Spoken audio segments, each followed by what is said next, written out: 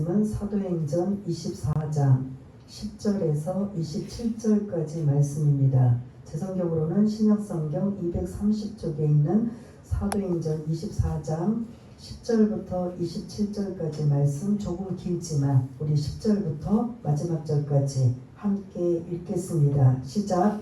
청독이 바울에게 머리로 표시하여 말하라 하니 그가 대답하되 당신이 여러 해 전부터 이 민족의 재판장 된 것을 내가 알고 내 사건에 대하여 기꺼이 변명하나이다.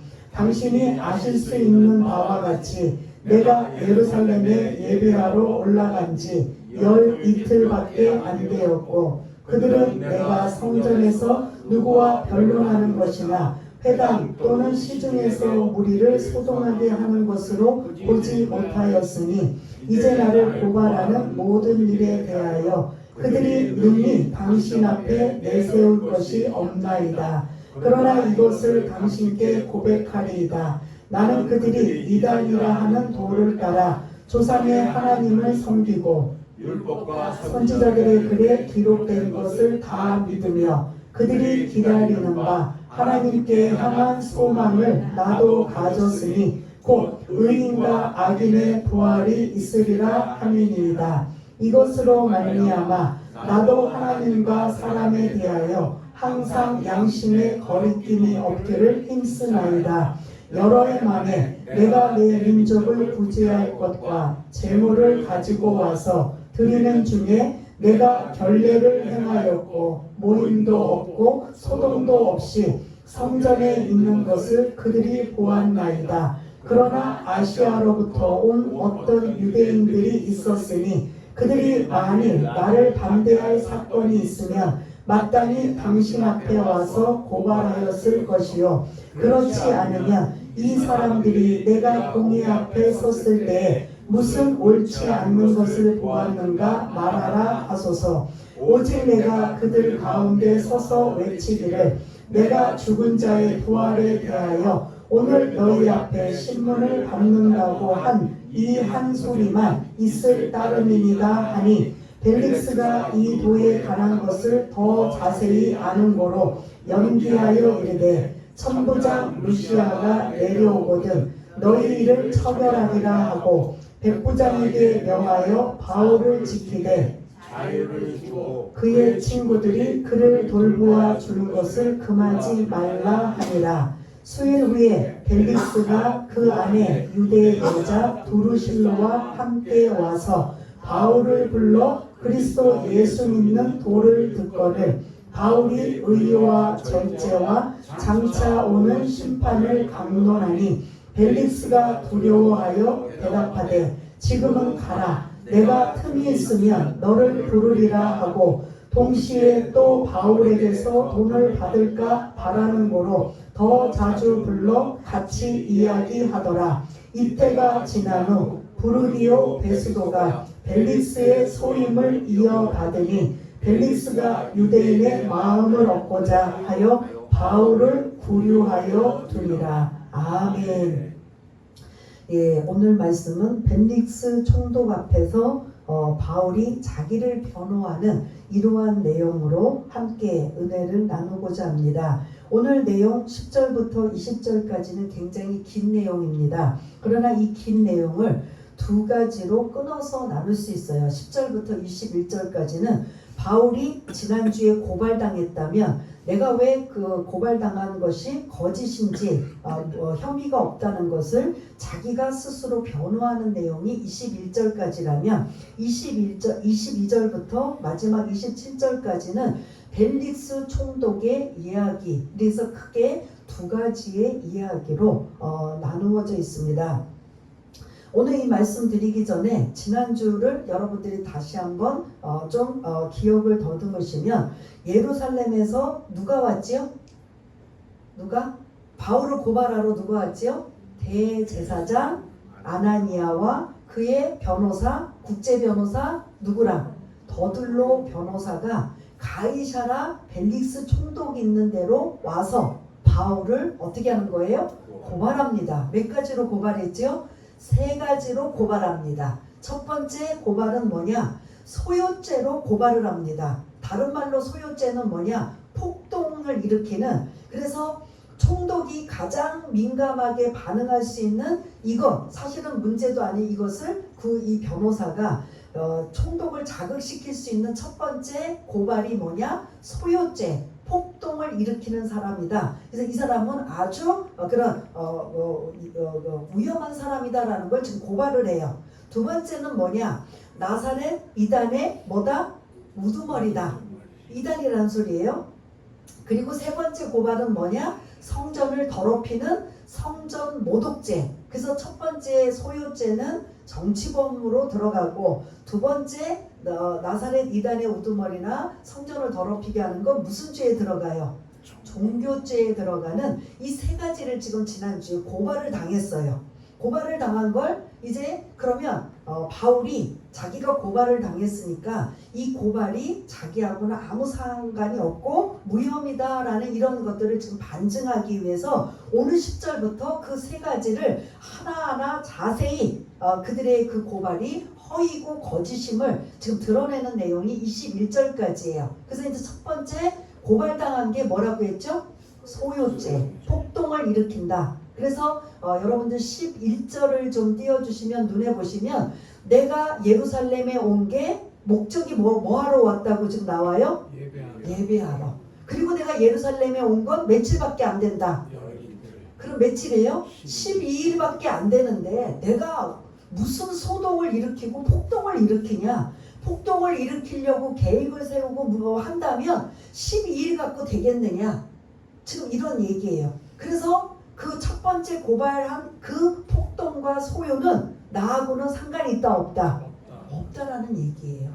그러면서 나는 온지 12일 된 사람이 무슨 폭동을 일으키고 소요를 일으키고 하느냐? 나는 단지 예배드리러 왔을 뿐이지 이거는 아무 무관하다. 만일 이것에 대해서 고발한 자가 증거가 있다면, 뭔가 소동을 일으키고 폭동을 일으킬 만한 증거가 있다면 대봐라.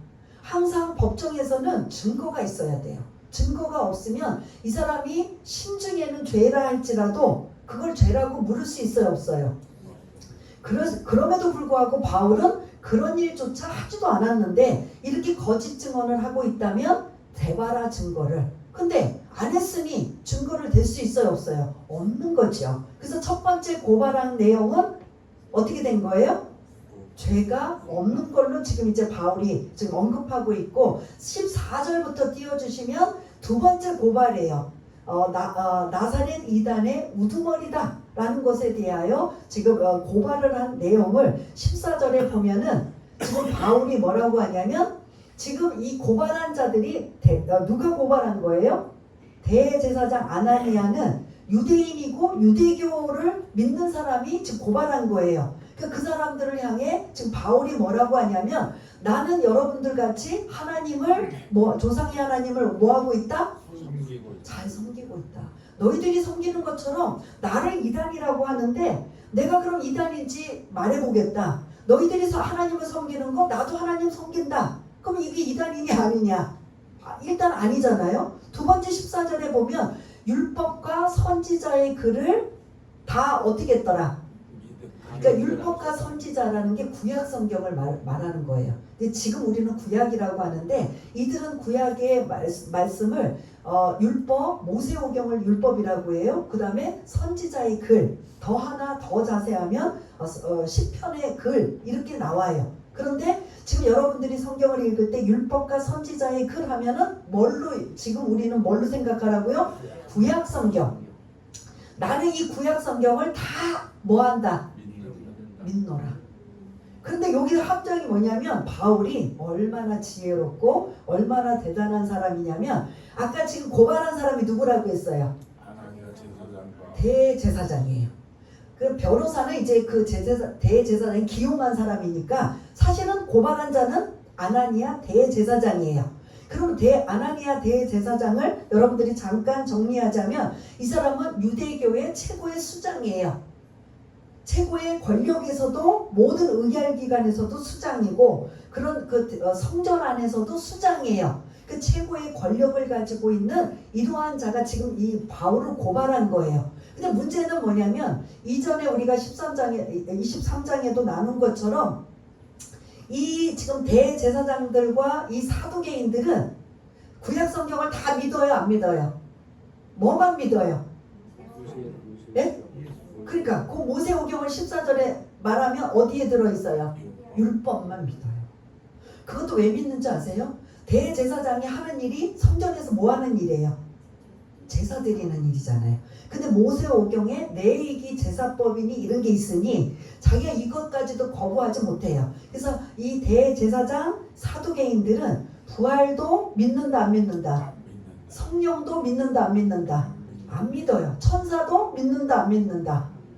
그리고 구약 성경도 다 안 믿고 뭐만 믿는다? 모세오경만 믿는다. 근데 지금 이 14절에 바울이 뭐라고 하냐면 나는 구약 성경을 다 뭐합니다?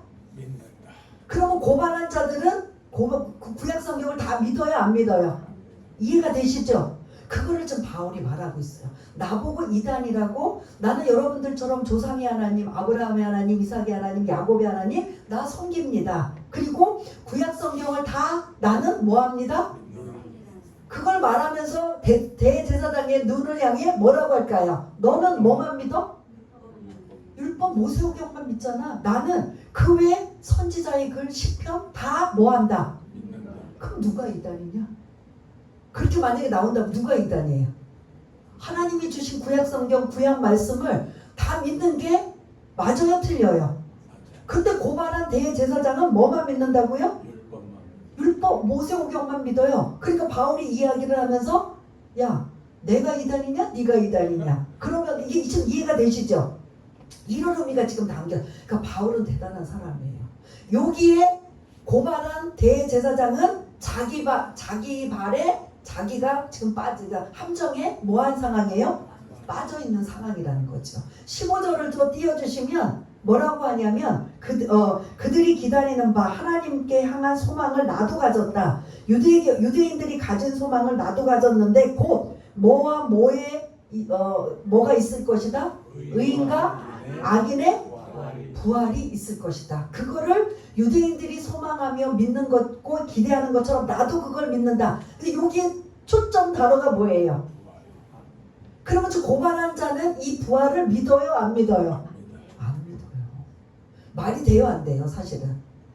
그러면 지금 바울을 나사렛 이단의 우두머리라고 한 이단, 우리가 지금 하나님의 교회나 신천지나 그 이단들은 요 성경 말씀을 자기네들이 유리한 대로 쏙쏙 뽑아가지고 교리화를 만들어서 이게 우리가 알려주는 거다, 이게 진짜다라고 한다면 성경 말씀 전체 다 믿는 거예요 안 믿는 거예요? 진짜 이단은 자기네 필요한 것만 뽑는 거예요. 근데 오늘 지금 바울을 이단이라고 하는 이들을 향해서 야 누가 진짜 이단인지 한번 말해볼래? 하면서 지금 바울이 오히려 더 심도가 깊게 구약성경 말씀을 하나님이 주셨는데 이거를 다 나는 믿는데 너희들이 이걸 다 믿냐 안 믿냐? 대제사장을 향해 뭐라고 해야 돼요 그럼?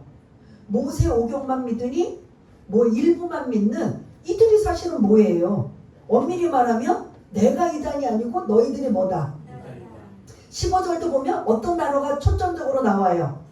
부활. 대제사장은 부활을 믿어요 안 믿어요? 안 믿어요. 그런데 이거를 지금 바울이 또 드러내고 있어요. 그러면 지금 대제사장은 믿지도 않고 이거를 강조도 안 하는 이 부활을 지금 누가 지금 강조하고 있어요?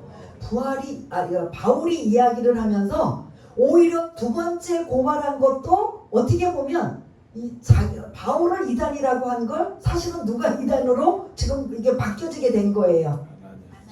그러면 이 두 번째 고발도 합당하다 아니다? 거짓 증언이 되는 거죠. 이해가 되시나요? 이걸 지금 14절 15절 하나씩 따져보니까 누가 이단인 거예요? 대제사장이 이단인 거예요. 사두개인들이 이단인 거예요. 그리고 바울이 얼마나 대단한 사람이에요. 지금 바울의 편은 한 명도 없어요. 혼자서 외롭게 벤딕스 이방인의 총독 앞에서 그 대제사장과 장로들과 그 대제사장의 편들이 옆에서 막 으쌰으쌰하면서 응원을 해주고 있는 철저히 외로운 상황에 자기를 지금 변호하면서 나를 세 가지로 고발했는데 나는 너희들이 고발한 거 하나도 혐의가 없다라는 걸 지금 이렇게 오히려 지금 그 고발한 자들을 향해 오히려 그 방향을 돌리고 있는 이러한 걸 볼 수가 있습니다. 그러면 첫 번째, 두 번째 고발은 다 혐의가 있다 없다? 없다라는 거예요. 이게 너무 설득력 있게 납득을 하니까 고발한 사람도 이거는 완전히 할 말을 잃게 만드는 이러한 상황이에요. 세 번째는 뭐예요, 그럼? 세 번째 이제 17절부터 이제 띄워주시면 세 번째가 등장하는데 세 번째 고발은 뭐죠? 성전 모독죄. 성전을 더럽혔다. 여러분 성전을 더럽힌 건 어떻게 해야지 더럽혔다고 제가 말씀드렸죠?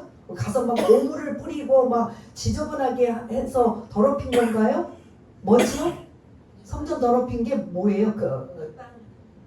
유대인의 뜰에 누가 들어갔다?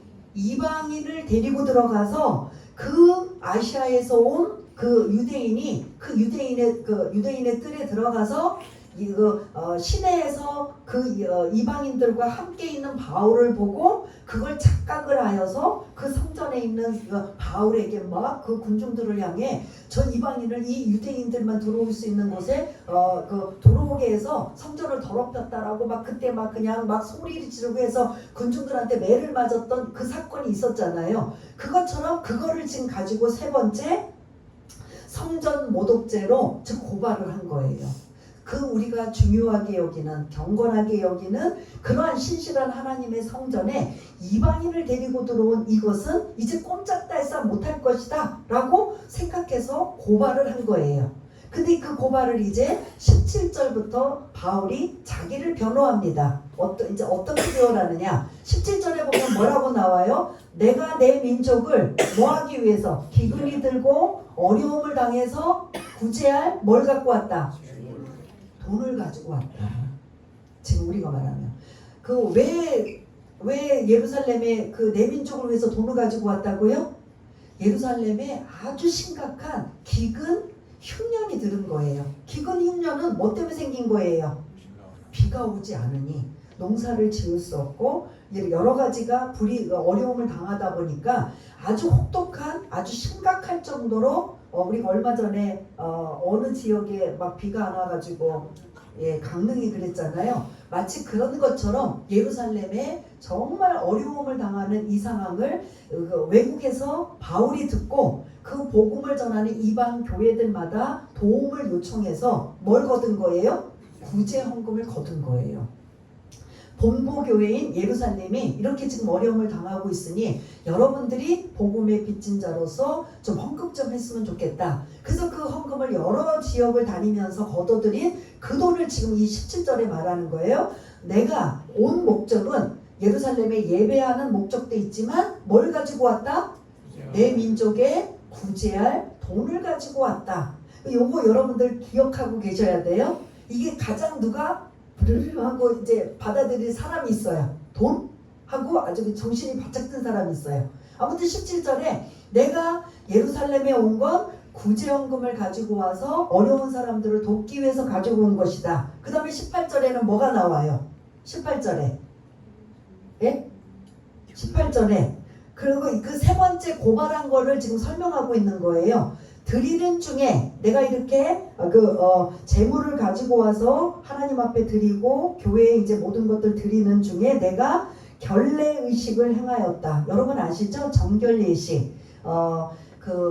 예루살렘에 가장 먼저 왔는데 야고보 지도자가 지금 바울 당신 지금 예루살렘에 오해를 지금 많이 받고 있으니 이방인들과 함께하고 오해를 받고 있으니 당신이 지금 우리 지금 예루살렘 교회에 나시린으로 서약한 사람이 정결 예식을 성전에 들어가서 일주일 동안 하고 있을 이 상황을 같이 참여해서 동참한다면 아마 예루살렘의 오해를 풀을 수 있으니 함께 동참하지 않겠소? 라고 야고보 지도자가 그렇게 부탁을 합니다. 그러니까 그것을 받아들여서 이 결례 의식을 행하는 사람과 함께 예루살렘 성전에 가서 일주일 동안 정결 예식을 하다가 이 문제가 지금 터진 거예요. 그런데 바울은 성전을 더럽힌 적이 있다 없다? 없어요. 근데 이거를 아시아에서부터 온 유대인들이 이 지금 바울에 대한 계속 안 좋은 이러한 감정과 여러 가지 생각들을 가지고 유대인들에서 이방인들과 함께 있다라고 착각을 해서 막 거기서 막 난리를 치고, 그리고 군중들의 그 소란과 이 그런 폭동들이 소동이 엄청나게 일어났던 그것을 지금 고발한 거에 대해서 바울이 나는 유대인들의 이방인을 데리고 간 적이 없다. 있으면 증인을 대봐라. 나는 예루살렘에 나시린에 서약한 사람이 정결 예식을 한다고 해서 그 사람들과 함께 내가 같은 유대인으로서 유대인의 뜰에 들어가서 정결 예식을 한 거지. 여러분들 만약 내가 그렇게 이방인을 데리고 들어왔다면 한번 증인을 대봐라. 나는 이 정결 예식을 한 사람을 여러분들 앞에 증인으로 세우겠다 라고 바울이 세 번째 고발에 대한 잘못된 고발을 지금 드러내고 있어요. 그러니까 사람들이 이 지금 더둘로 변호사나 아나니아 대제사장이 바울이 진짜 이방인을 데리고 오고 잘못한 거 있으면 이들이 바울을 죽이려고 확고한 증인들까지도 만들어야 될까요? 안 될까요? 근데 이게 다 허위다 보니까 증인을 세울 수가 없는 거예요. 근데 이 마지막 세 번째는 진짜 이게 잘못됐다면 증인이 있어요? 없어요? 아니 그러니까 바울이 진짜 유대인 틀의 그 성전에 이방인을 데리고 들어갔다면 그 이방인의 얼굴을 보았고 여러 가지 상황을 보니까 증인을 세울 수 있어요? 없어요? 그때 막 난리가 났었잖아요. 그런데 증인은 있다 없다? 증인 없이 고발을 하는 거예요. 그러니까 바울이 니네 나를 이렇게 고발한 거에 대해서 증인이 있으면 증인을 대봐라. 나는 그런 적이 없다. 오히려 내가 정결 예식을 하기 위해서 지금 나시린으로 서약을 했던 그 유대인들 그 사람들을 내가 여러분들 앞에 증거를 대라면 나는 되겠다. 그러면 지금 이거에 대해서 이의 제기할 수 있어요? 없어요? 세 번째 고발도 바울에게는 어떻게 된다? 혐의? 없다. 이 정도면 이 세 가지 고발은 무슨 고발이에요? 예? 참 고발이에요? 거짓 고발이에요? 무고죄에 해당하는 거죠. 거짓 고발인 거죠. 오히려 이 고발을 하면서 바울은 대제사장들이 제대로 신앙생활하고 제대로 말씀을 지키지 못하는 거에 대해서 지금 오히려 지적을 하고 그들이 간담을 서늘하게 만드는 이 세 가지의 고발이 자기는 혐의가 없고 거짓 고발임을 21절까지 지금 언급하고 있어요. 그러면 이제 22절을 띄워주시면 벨릭스 이야기가 이제 등장합니다. 그럼 재판장이 벨릭스 총독이에요. 그러면 세 가지 고발을 당했어요. 그리고 그 고발당한 거에 바울이 자기를 변호했어요. 이 정도면 이제 재판의 결과가 나와야 돼요. 여러분들이 만약에 벨릭스 총독이라면 재판을 어떻게 해줄까요? 예? 혐의 없어. 무죄.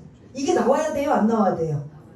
근데 22절 한번 읽어볼까요? 시작. 벨릭스가 이 도에 관한 것을 더 자세히 아는 거로 연기하여 이르되 천부장 루시아가 내려오거든 너희를 처벌하리라 하고, 지금 무죄를 선언하고 혐의 없음이라고 해야 되는데 지금 재판장인 총독이 뭐라고 지금 판결을 내려요? 연기하는 거예요. 이 재판은 연기하겠다. 최종 결론 지금 안 내려주고 있어요. 그러면서 예루살렘의 천부장이 지금 이 바울을 가이사라로 데리고 온 거잖아요. 그 천부장이 보내면서 뭘 보냈어요?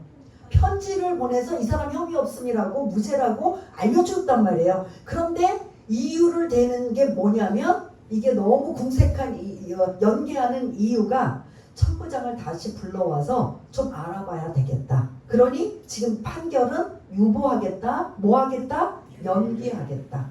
그럼 이거 뭐예요? 아직 그러면 고발한 사람들의 입장에서는 아직 이 재판에 이 사람을 죄를 가중치를 둘 수 있는 여지가 있다는 거예요? 없다는 거예요? 있다는 거예요. 그러면 답답한 건 누구예요? 바울이 답답한 거죠. 그런데 그걸 몇 년 동안 놔뒀다? 2년 동안. 죄도 없는 사람을 2년 동안 놔둔 벨릭스.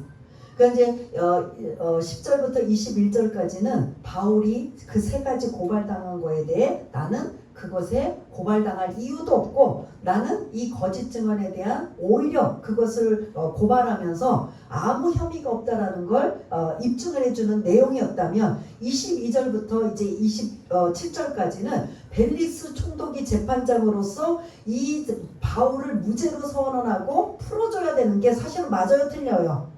이게 이제 법정에서 고발했고 고발에 대한 것이 다 아무 거짓 고발이었다라는 게 다 나왔다면 그냥 즉식으로 무죄하고 바울을 풀어줘야 되는데 연기하겠다라고 하면서 지금 구류하는데 그 대신 이제 이거를 아주 막 자유는 주고 돌아다니지는 못하게 하면서 이게 이제 오는 사람들은 만날 수 있게 하지만 아직 이 바울의 죄에 대해서는 아주 확실하게 무죄라는 걸 지금 안 주고 있는 거예요. 그 자기 곁에 지금 두고 있어요. 왜 그럴까요? 아까 제가 어떤 부분에 띵 하고 딱 와닿는 게 뭐라고 했어요? 여러분 빨리 알아차렸네. 뭐 때문에? 돈 때문에. 혹시 바울을 안 풀어주고 질질 끌면 바울의 입장에서는 막 속이 타고 빨리 나가고 싶어서 어떻게 하든 돈을 구해서 아니면 가지고 있는 돈이라도 다 끄집어내서 누구에게 줄까 하고 벨릭스 총독에게 줄까 하여 그거를 기다렸는데 몇 년까지 기다렸다? 2년을 기다렸는데도 뭐 했다? 안 나오더라. 그러면 바울은 나가고 싶은 거예요? 안 나가고 싶은 거예요? 그렇게 해서 나가고 싶은 게 아니죠. 우리는 만약에 그런 상황이라면 여러분 어떻게 하겠어요? 여러분들이 바울의 입장이라면 가장 먼저 하고 싶은 게 뭘 것 같아요? 지금 이런 상황에 빨리 나오야 되는 거죠. 근데 이거를 지금 계속 총독이 눈치를 모르는 것도 아니고 2년 동안 계속 불러요. 그리고 네가 전하는 복음 듣자. 그리고 그날도 돈에 대한 건 하나도 안 나와요. 그럼 또 다음에 와서 또 들으는데도 계속 총독 카카 제가 빨리 나가기 원합니다. 뭘 원하십니까? 혹시 돈이십니까? 그럼 제가 돈이라도 드릴 테니까. 이걸 지금 기다리고 있는데 바울은 이거를 입도 뻥긋한다 안 한다? 안 해요. 그리고 오히려 벨릭스 총독이 더 몸이 다는 거예요. 그러니까 불렀다가 복음을 좀 네가 알고 있는 복음을 전해봐라. 그래서 복음만 계속 들어요. 그러는데 벨릭스의 입장에서는 뭐가 나와야 돼요? 오늘도 부르고 며칠 있다 부르고 또 며칠 있다 부르는데도 뭐는 안 나와. 그러니까 이제 계속 다시 가라. 나중에 또 불러봐. 또 가라. 벨릭스의 머릿속에 바울에게는 뭐만 지금 보이는 거예요? 돈만 보이는 거예요. 근데 왜 2년인가? 왜 2년이에요? 이제 지쳐서 총독이 이제 바뀌는 거예요. 그때 이제 막 유대인들이 이 벨릭스 총독이 막 그냥 좋은 사람이라고 했어요? 안 좋은 사람이라고 했어요? 안 좋은 사람이야. 진짜 안 좋은 사람이야. 그러니까 막 유대인들이 막 로마에다가 탐험서를 쓰고 억울한 사정을 이야기하고 하다 보니까 결국은 이제 이 2년 뒤에 벨릭스가 잘리는 거예요. 아무리 자기 형이 로마 황제와 친분이 있어서 노예 출신이 총독이 된 상황이라 할지라도 이거는 아니다 싶어서 총독의 자리가 이제 다른 사람으로 우리가 이제 다음 주에 나눌 건데 베스도 총독으로 바뀌게 됩니다. 그 2년 동안 기다려서 좀 그 뇌물, 돈 좀 받으려고 계속 불러드리고 또 불러드리고 했는데 뭐는 나왔다 안 나왔다? 돈이 안 나온 거예요.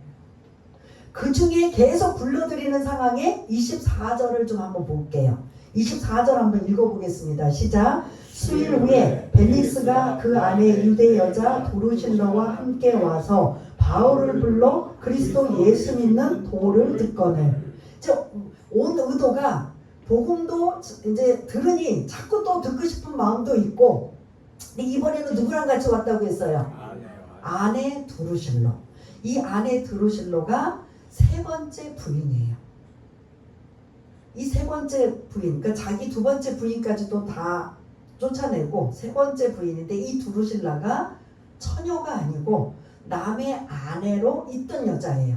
어느 날 한 60대의 총독과 이 지금 두루실라는 15세에 결혼한 아주 20대 정도밖에 안 된 젊은 애예요. 근데 어느 날 어떤 만남인지 눈이 맞은 거예요.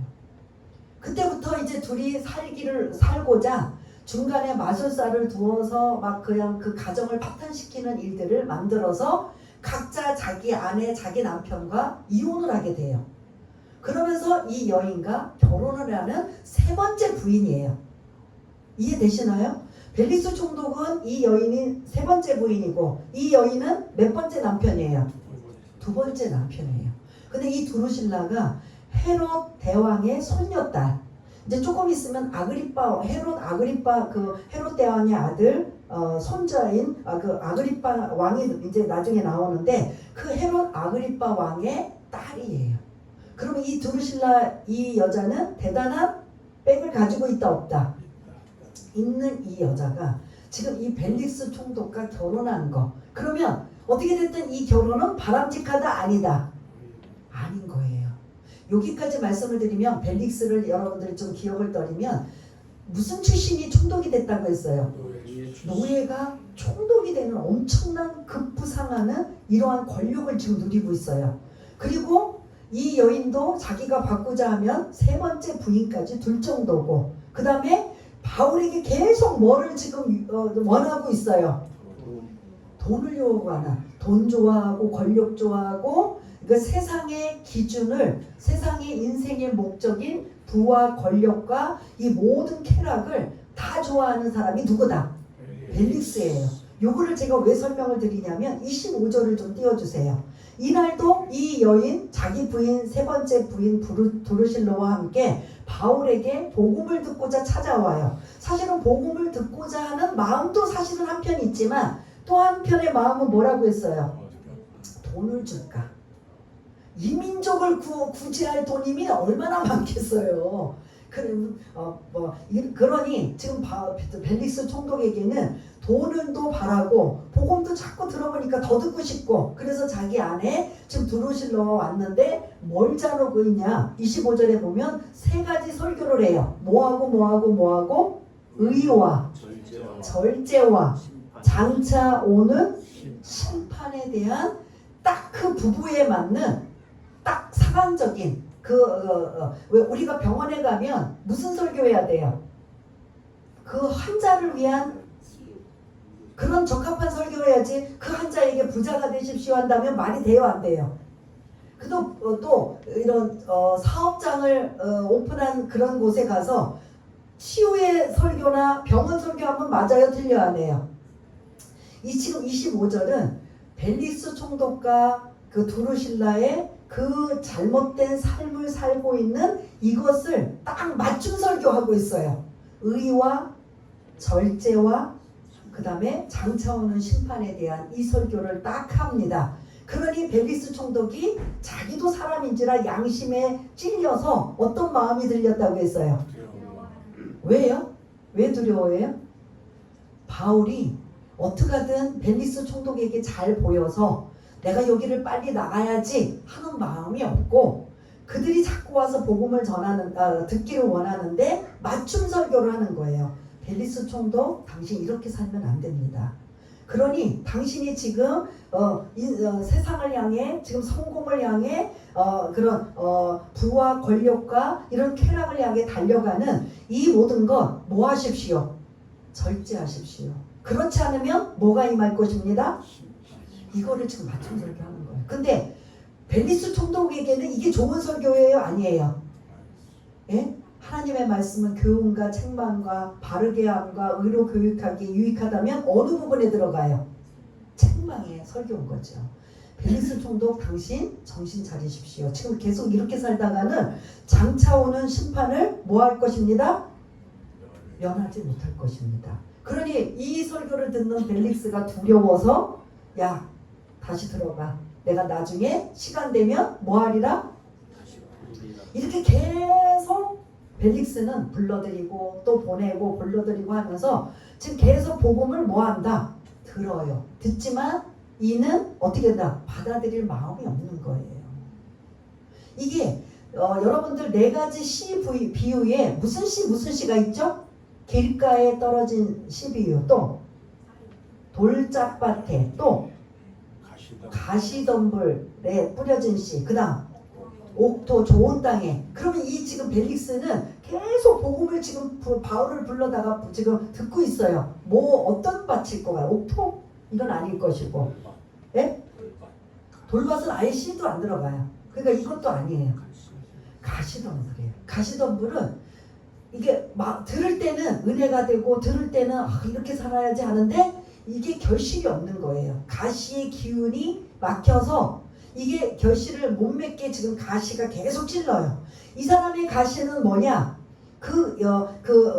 가시덤불의 그 장애물이 뭐냐면 이생의 염려, 재물, 그 다음에 쾌락, 향락, 이것에 막혀서 결실을 못 믿어요.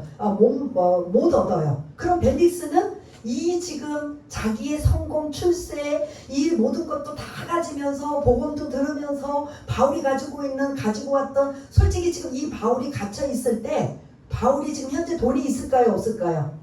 가지고 온 돈 다 어떻게 쓸까요? 이미 다 드렸어요, 안 드렸어요? 야고보 사도 만날 때 처음에 예루살렘에 도착했을 때 선교 보고할 때 그때 다 드렸을까요, 안 드렸을까요? 그때 이미 없어요. 지금 없어요. 근데 지금 동상이몽 서로 생각이 다른 게 누구냐? 벨릭스는 바울만 보면 뭐가 생각이 나요? 내 민족을 위해서 구제할 돈을 갖고 왔습니다. 이것만. 그게 이미 가지고 와서 다 나눠줬는데 지금도 현재 가지고 있다고 생각하니까 돈을 바랄까. 그래서 6개월이든 1년이든 계속 지금 2년 동안 지금 계속 붙잡아두고 명목은 야, 돈 내놔. 이건 못하니까. 무죄인데. 그러니까 명목은 뭐예요? 복음을 뭐 하겠다? 듣고자 하여 자꾸 불러드려요. 불러드리는데 이게 눈치도 없어도 이렇게 없어? 바울은 전혀 벨릭스 총독에게 2년이 지나도록 뭘 줄 생각이 없는 거예요. 돈 줄 생각도 없고 나갈 생각도 없는 거예요. 그래 벨릭스 총독은 기가 막힌 거죠. 그리고 그러니까 이 벨릭스 총독은 양다리를 걸쳐요. 27절, 28절을 띄워주시면 제가 그냥 넘겨짚은 말이 아니라 27절에 보면 바울에게서 뭐를 얻고자? 예? 26절. 돈을 받고자. 제가 지금까지 말씀드린 돈을 받고자. 민족을 구제할 돈을 가지고 왔다면 엄청난데 이게 푼돈도 아니고 대단한 돈인데 이거를 어떻게 하든 내가 취하리라 착각을 하고 있는 거예요 지금. 그 다음에 27절에는 그것만 가지고가 아니라 무죄를 선언하지 않았던 이유가 또 하나의 이유가 있어요. 유대인들의 마음을 얻고자. 지금 바울을 고발한 대제사장은 대단한 사람이에요, 아니에요? 세상적으로 보면 대단한 사람이에요. 권력자예요. 이 권력자를 만일 무시하고 무죄하고 깡깡하고 했다면 대제사장에게 괘씸죄나 이런 미운 털이 박혀서 이런 여러 가지 사사건건 문제가 생길 수 있으니 양다리를 걸치는 거예요. 지금 벨릭스 총독이 무죄 선결하지 않았던 이유가 양다리예요. 유대인에게는 뭐 하기 위해? 산심을 사기 위해. 바울에게는 뭐 하기 위해? 돈을 받기 위해. 벨릭스도 다 생각이 있어요. 다 생각이 있는 거예요. 그런 벨릭스의, 그래서 오늘은 이 마무리하면서 사도 바울과 벨릭스의 두 부류가 전형적인, 사도 바울은 하늘에 소망을 둔 자. 그는 오직 누구만 전해요? 오직 예수, 오직 복음만 전해요. 뇌물을 돈을 달고 풀어달라고 하든가 이런 것도 상관없이 2년 동안 백부장이 벨릭스가 보기에는 미련하리만큼 2년 동안 있으면서 불러들이면 계속 뭐만 전해요? 복음 전해요. 그러면서 그는 덤불과 같은 밭이어서 들을 때는 은혜가 되지만 결실을 맺지 못하니 결국 이는 예수 믿는 기회를 어떻게 한다? 놓치게 돼버려요. 그 일이 계속 몇 년 동안 이루어졌다. 2년 동안 이루어졌으면 웬만한 사람 같으면 복음 받아들여요? 안 받아들여요? 받아들일 텐데 안 받아들이는 거예요. 그에게는 유대인의 한심과 돈을 받기 위한 이거 외에는 관심이 없어요. 그러니까 바울에게는 오로지 하늘에 소망을 두고 오직 예수밖에 없고 복음만 전하는 일이 그의 전무. 그래서 자기가 가지고 있는 최고의 스펙을 다 뭘로 여겼다고 했어요? 배설물 똥으로 여겼다.